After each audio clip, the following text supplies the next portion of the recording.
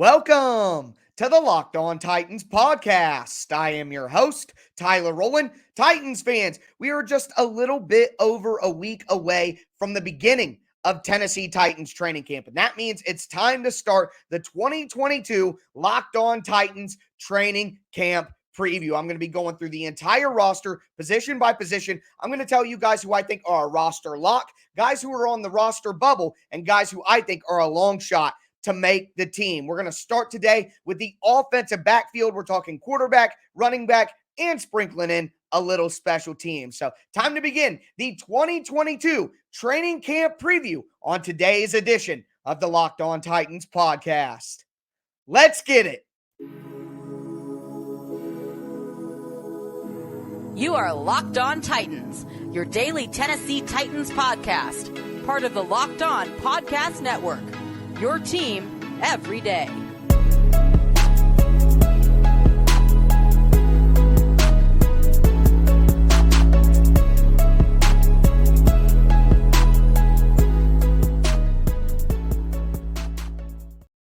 Titans fans, you can smell it in the air, can't you?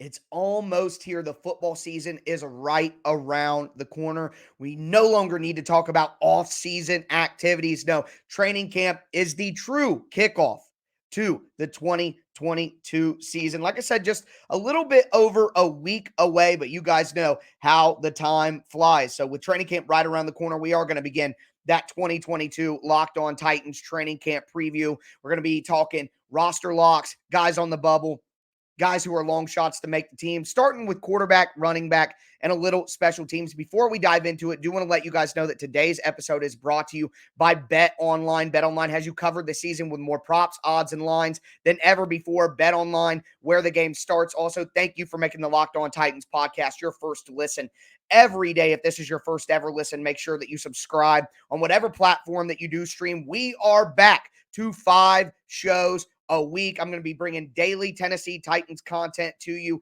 throughout the rest of the year, all the way into next year. Make sure you subscribe on whatever platform that you do stream, free and available everywhere, including the Locked On Titans YouTube channel. Subscribe there, smash the notification bell, throw a thumbs up on the video if you're watching. Free content. I appreciate the support. Find me on Twitter at Tic Tac Titans Show, Facebook page at Locked On Titans Pod. But with all that being said, folks, let's talk about the quarterbacks. And in my opinion, quarterback is a simple position to talk about at this point. There are 3 guys on the roster, and in my opinion, sadly, all 3 of them are locks. Ryan Tannehill, move on. Malik Willis, of course, the 3rd-round draft pick. You're not going to let him go. And Logan Woodside, who I think right now the team feels is a better quarterback for the Tennessee Titans in the short term than Malik Willis. So with that in mind, they're, of course, going to keep Logan Woodside around because they trust him, as we know, with all the operational things, getting in and out of the huddle, audibles, reading the defense pre-snap, changing the play, changing the formation, all the different operational things we've heard QB coach Pat O'Hara talk about. Those are the things they're really working on with Malik right now, kind of starting from the ground up. Now, I have my own opinions on that, but either way, that is the reality. So Logan Woodside, in my opinion, is a roster lock. Whether he should be or not, we might talk about that in the bubble section of today's show. But let's be real here. All 3 quarterbacks are a lock. And even if I thought the Titans would change their mind on what to do with Logan Woodside and Malik Willis, there's still no reason to let Woodside go at any point in time during training camp. You need that extra arm in there to, make sure everybody gets reps. You can't have Ryan Tannehill throwing every single pass all day long. So teams like to have a multitude of quarterbacks to kind of share that responsibility. So all 3 guys are locks, in my opinion. At running back, Derrick Henry, the obvious lock there. I think I'm sorry, but if Darrington Evans was able to stay on this team for a couple of seasons, Hassan Haskins is absolutely a lock, and I think he's a primary backup to Derrick Henry, so he should be a lock anyway. Torrey Carter, I'll throw in there, fullback, but a back nonetheless. And in special teams, I did just want to sprinkle this in for you guys so you're aware of where that's at. I think Brett Kern, the punter, and long snapper Morgan Cox are the only real locks on the team. So special teams wise, because Brett Kern, the Titans did a restructure of his contract. They wouldn't have done that if they had any intentions of getting rid of him in training camp. That wouldn't even make sense. And Morgan Cox is just a couple years removed from being a Pro Bowler on special teams because of his All Pro because of his ability as a long snapper. He did great last year. When at any time last year did you see the Titans have a problem with the snap? You didn't. That's one of those things where if you don't hear their name, they're doing a great job. I remember back to 2020 when the Titans lost a couple games because their punter, Brett Kern, got hurt on a bad snap from Bo Brinkley, which essentially ended Bo Brinkley's career with the Titans after like 8 seasons as the long snapper. So long snapping is so critically important. Titans fans, more than any fans, should know exactly why. So Morgan Cox for that reason, and a local guy, Morgan Cox for that reason, a complete lock, in my opinion, with Brett Kern. So all 3 quarterbacks, Tannehill, Malik, Logan Woodside, Derrick Henry, Hassan Haskins, Torrey Carter, and Brett Kern and Morgan Cox are my locks for the backfield and special teams on the roster. But we're going to continue having the conversation. It gets a lot more interesting, in my opinion, when we get to the bubble, because it's not just about how good the players are and who is better than who. It's about the roster math and how you create enough room at certain positions for the guys that you need while not sacrificing what you need at other positions as well. It's all in the math game when we're talking about the roster. So we're going to talk about the guys who are on that roster bubble in just a moment. Before we get into it, I want to tell you guys a little bit more about our title sponsor, BetOnline.net. BetOnline.net is your number one source for all your betting needs and sports info. You can find all the latest sports developments, all the latest news. You're going to have future bets opportunities on the NBA or the NFL season that's ahead. Major League Baseball season is going on right now. MMA, boxing, golf. I mean, there's still a ton to get in on the action. And I gave you guys a lot of advice on Friday on how you can bet the Tennessee Titans. So hopefully you enjoyed that and can use that at betonline.net. So head to their website today or use your mobile device to learn all about the trends and the action at BetOnline. BetOnline, where the game starts.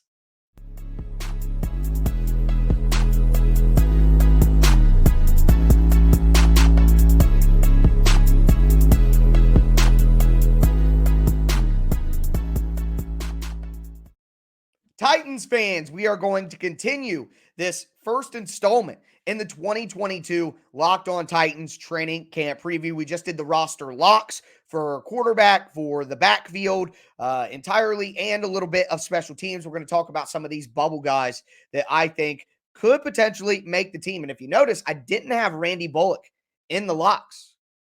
So we will talk about that kicker battle in just a moment. Before we get into it, I do want to thank you guys again for making the Locked On Titans podcast your first listen every day. Make sure you subscribe on whatever platform you do, stream free and available on all available outlets. You can find the Locked On Titans there. I do want to tell you that tomorrow we'll be talking wide receivers and tight ends. Wednesday, or our third show of the week, we're going to be talking offensive line. Fourth show of the week, we're going to dive over into the defensive side and do the front seven. Fifth show of the week, we are going to be talking about the defensive backfield. Then next week, we're going to be in training camp week. I'm going to finally break out my roster talent tiers. We're also going to do a more official, singular training camp preview, talking about different questions and different things as we get to the day of. Remember, training camp really starts for the rookies for the Titans on the 23rd of July.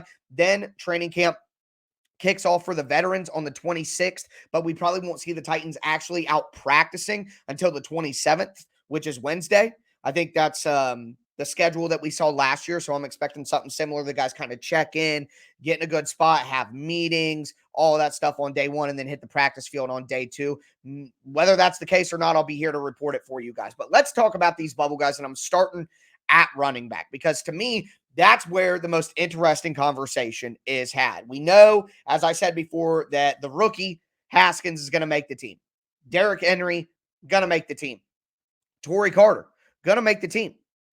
But outside of that, you got to think that the Titans need a complimentary, fast pass-catching back. And you got two guys who are really, really battling for that spot. And it's Trenton Cannon and it's Dontrell Hilliard. We know that. The interest comes in, what if the Titans kept them both? Because my opinion, since Trenton Cannon was signed, is that he's really a special teams player. I don't think that he's anywhere close to being as talented as Hilliard as an actual running back, catching the ball out of the backfield, running the ball. I think that Hilliard is a more talented player in that respect. So, and with the way that Hilliard pass blocked at the end of last year as that third down back, I mean, Jeremy McNichols had somehow, roster pirate Jeremy McNichols had a stranglehold on that third down running back role for the Titans for quite some time. And it was hard for me to believe. Okay. I know that he had some good moments, but just not a talented enough player, in my opinion, to consistently be on the roster and get those valuable snaps. But Jeremy McNichols was reliable as a pass blocker. So as McNichols struggled a little bit at the end of the year and Hilliard started to improve, Hilliard was such a more talented runner and a guy with the ball in his hands that it became obvious, hey, we got to get rid of Jeremy McNichols and keep Hilliard on the roster. He is our third down back now. So I don't think that Cannon is a better player than Hilliard in those respects to be able to do that. Where Cannon has a major advantage is kick returning. Hilliard's okay. Cannon is one of the better guys in the league when he gets proper opportunities to return kicks. And not only that, but some of those little quotes that we get from the assistant coaches throughout the year really do tell us the vibes, and we should listen. Coach Craig Ackerman, special teams coordinator, talked about Trent Cannon's ability as a gunner on coverage teams, getting down the field on kickoff return, on punt return, or punt coverage, kick coverage. Those sorts of roles that can make him more valuable than just a kick returner. So let's say Cannon loses the battle of being the primary third down running back to Hilliard, which I think he should and will. Well, how does Cannon create a role on the team? Through that special teams versatility. Now, Cannon's only about 5'11", and you know these numbers from the official team site and everything are a little bumped up always, but you know he's probably about 5'10", a smaller guy. Could he really battle against a double team on punt coverage as a gunner? At that size, I think the Titans want guys like, Racy McMath, guys like Dane Cruikshank, guys like Nick Westbrook-Akina. All those guys are over 6 foot and considered kind of big for their position, stature-wise.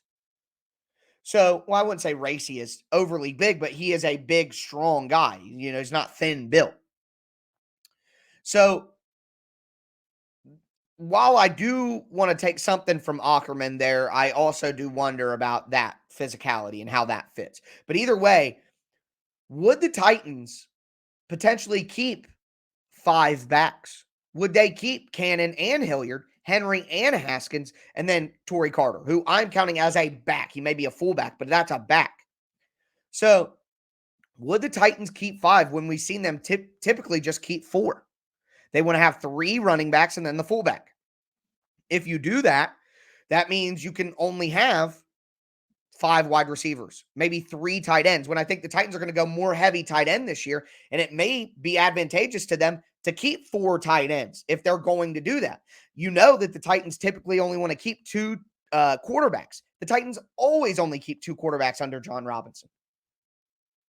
Well, if they're already keeping 3, and now you're talking about keeping 5 backs, well, that completely eliminates the ability for you to have 9 offensive linemen, 4 tight ends, 6 wide receivers, and have a surplus there, which I think tight end and offensive line, it's okay to go with 4 tight ends and 9 offensive linemen. I would be okay with that, but you surely can't do that if you keep 5 backs and 3 quarterbacks. It's going to make the math hard. So that's really the interest. For me, I'm going to keep 5 backs, including Torrey Carter. I'm going to keep Cannon and Hilliard because I think that special teams is that valuable. I'm going to keep Henry and Haskins. But the change I would make is I would only keep 2 quarterbacks. So let's talk about that. I think Logan Woodside should be on the roster bubble. I've outlined why. Okay, maybe Logan Woodside is better at all of those operational things. And I don't mean to diminish how important those are. But the talent gap between Malik Willis and Logan Woodside, the Titans could install a simple playbook of like 20 plays and have Malik Willis run it. And I think that they would have more success in a real game than having Logan Woodside run the entire offense. There is no evidence of Logan Woodside being an NFL level player, even when he played in the minor leagues. And every rep that Logan Woodside gets with the second team, with more talented players in the preseason and training camp, is slowing down Malik Willis's development. I'm well aware that Malik doesn't need to play until next year. But if he needs that much development, then you can't waste opportunities by giving it to Logan Woodside. And you add that to my opinion that Malik Willis gives the Titans a better chance to win the game, even if he's limited in those operational things, even as limited as he may be. I still think his talent, just running the ball alone, run Wildcat. I still think that gives the Titans a better chance to win football games than Logan Woodside trying to be Ryan Tannehill. So that's my opinion. So I think Logan Woodside should be on the roster bubble. And I think it's going to really make the math tough for the Titans with what I see on the roster, keeping 3 quarterbacks, even if I know that that's the reality. As for special teams, Randy Bullock, 84% on his field goals last year, way better than some Titans fans want to act like. He brought stability to the team. Remember Mike Vrabel telling him in the locker room after one of his many go-ahead kicks last year at the end of games? You found a home here, Randy Bullock. You found a home here. He went from Fat Randy, bad nickname in reality. Shouldn't call him Fat Randy. We got to be better than that. But he went from that to Bulletproof Bullock.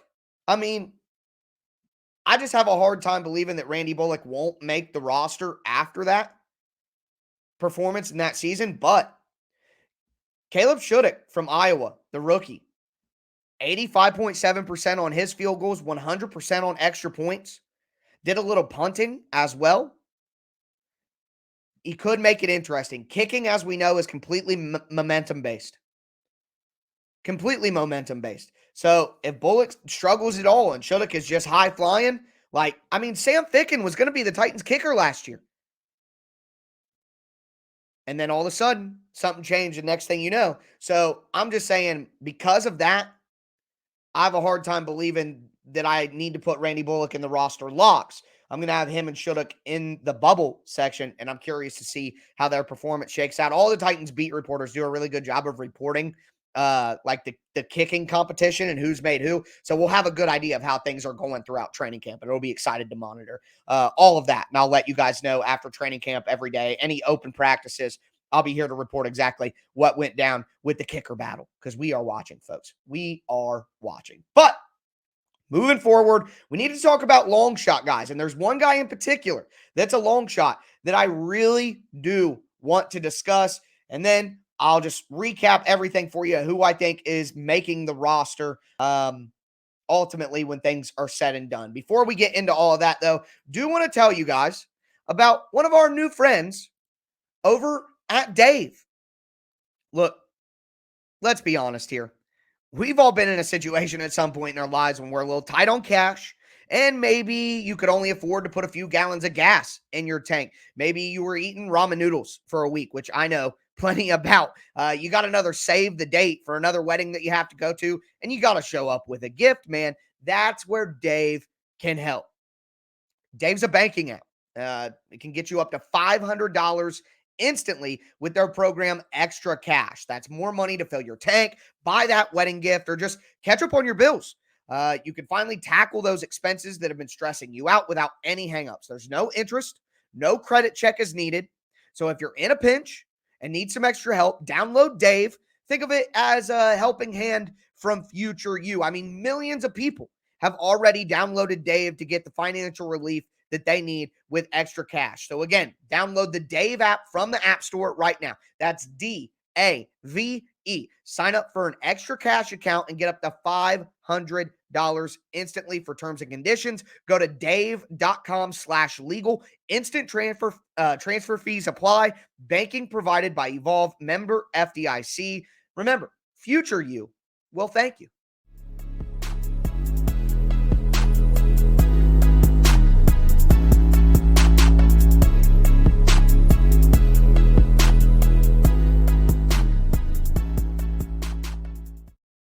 Titans fans, we are going to cap off the first installment in the 2022 Locked On Titans training camp preview with our long shots. I like to call this game Lock, Bubble, Long Shots. It's always a good time to get my game show voice on. But either way, we've gone through the locks.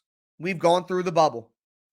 Time to get to these long shots. Before we do want to thank you guys again for making the Locked On Titans podcast your first listen every day. As for your second listen, guys, BetOnline was the title sponsor. BetOnline's doing something really cool with the Locked On Podcast Network. So if you subscribe to the Locked On NFL YouTube channel or the Locked On NFL podcast, you're going to get a special episode starting today, Monday, all the way through the rest of the week, where BetOnline put together a top 50 list of most valuable players in the NFL based on how they move betting lines. Keep that in mind. We're talking about if this player's in, if this player's out, if this player changed teams, how much would they move the betting lines week to week? A top 50 list of that. I think it's very interesting to look at it from that perspective. Those episodes are going to be going out, remember, starting today, Monday, July the 18th. Going to be going throughout the week. 5 episodes, the top 50. You're going to get an analysis from the Locked On hosts. Like I talk about the guys who are on the list for the Titans. There are 2 of them. So make sure you check it out so you know where those guys fit in. If you're in the comments of YouTube right now, who do you think the 2 guys who made the top 50 most valuable players in the NFL list were? Let me know. Let me know. I'll let you know if you're right. All right. So going to the long shots. First and only long shot that I have for the offensive backfield is Julius Chestnut, the undrafted free agent running back out of Sacred Heart. This guy was insanely productive. I mean, he was dominant in FCS football. He won all kinds of major awards. His 2019 season was phenomenal. Julius Chestnut is 6'1". He's about 215 pounds. He is a big-bodied sledgehammer. He also is pretty good and smooth catching the ball out of the backfield, though. So he's not a complete minus in that realm. Now, I got to say, with Hassan Haskins being taken in the draft, it makes it an uphill battle for Julius Chestnut to make the roster. It really does. Well, I do have one more long shot. I lied to you guys. Read the notes wrong. One more long shot. But Julius Chestnut is a guy who I think is just in a tough position. The Titans just have too many running backs that they need to keep. Like I said, we were already debating whether they can keep both Trenton Cannon and Dontrell Hilliard. That was already a debate that we were having. Now we're going to talk about Julius Chestnut. The Titans drafted Hassan Haskins. Just more upside there. And I think it's going to make it hard for Chestnut to make the roster. But let me say this. I do think Julius Chestnut is going to be a preseason star. I hope the Titans can get him back on their practice squad. But like Mekhi Sargent last year, I think Chestnut's going to have a similar feeling to him during the preseason and training camp. But I ultimately think he ends up on another roster because the Titans simply just won't have room. The other long shot I have is Jordan Wilkins. And this may be dumb. Maybe he should have been in the bubble. But no, Jordan Wilkins, I mean, all he does is provide special teams value. He's not going to be better as a running back or fill the role better than Haskins will behind Henry or that Cannon or Hilliard fill. He's not going to fill any of those roles. He's simply a guy who's going to be able to play special teams. And while I do value that, the Titans can find other guys at other positions that can play those special teams roles. Have Trenton Cannon be a kick returner as the extra running back. Basically, to me, you're either keeping Cannon or you're keeping Wilkins if you keep Wilkins. And to me, Cannon gives you so much more value. If Hilliard gets hurt, Cannon's actually an explosive guy who can match that a little bit as a running back. The Titans can find other guys at other positions with better math, like on the defensive side of the ball or tight end, to play some of those special teams positions. And Wilkins isn't going to return and give you explosive plays as one of the better return men in the game. What avenue does Wilkins have to make this team? I do not get the fascination. Last year, it's like he came in and played special teams and immediately got a penalty. And he had a couple of good plays in there just on special teams, but I don't get it. I don't get it. So to me, Wilkins is a long shot and should not make the roster. He's one of those guys you put on practice squad. You call up if you need him. I'm okay with that. But other than those two, other than Julius Chestnut and other than Jordan Wilkins, the other long shot is the punter, Ryan Stonehouse. Colorado State, look, the guy punted over 50 yards on average on like 58 punts last year in college. Good player, good punter.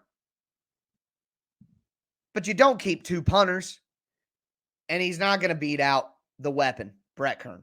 Even if Brett Kern, who I thought might be cut this offseason, one of the things I did get wrong about the Titans offseason, admittedly, Brett Kern has declined 5 years in a row in his punt average.